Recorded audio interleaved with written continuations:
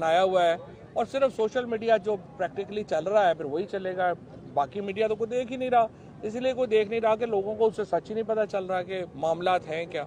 तो लिहाजा पाकिस्तान के अंदर ये तय करना है कि पाकिस्तान आइन के तहत है या 4, 5, 7 अफराद के तहत है, और 5, 7 अगर अफराद ने इस मुल्क के ऊपर करना है तो वो फिर जद्दोजहद है, वो जद्दोजहद हमारी जारी रहेगी। उसमें आपने जो लोग जो हैं वो शहीद भी हुए हैं, बड़ी बड़ी दर्ज नहीं करवाने दे रही, पाकिस्तानी आवाम सुनना चाह रही है। अच्छा जी, पहले तो आपका सवाल जो है वो कि इसकी कौन क़यादत करेगा। पार्टी की सारी क़यादत इसकी क़यादत करेगी। इमरान खान साहब जो हैं वो जैसे ही हम पिंडी पहुंचेंगे तो वहाँ पर वो भी पहुंच जाएंगे, ज्वाइन करेंगे, इसको लीड करेंगे वहाँ से।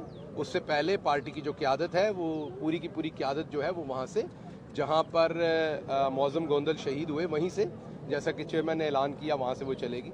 रही बात आपके सवाल की, तो मेरा नहीं ख्याल कि उसमें कोई जवाब देने की जरूरत है, वो सबको यहाँ है, उस पर कोई जवाब देने, वो आपसे चलना नहीं ना, आपकी पी निकल जानी साथ ही उससे। ये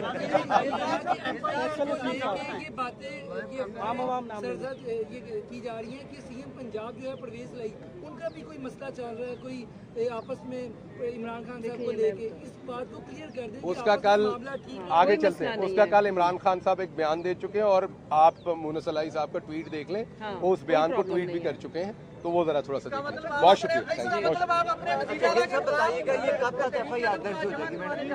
बिल्कुल भी नहीं मैडम, कब तक FIR दर्ज हो जाएगी?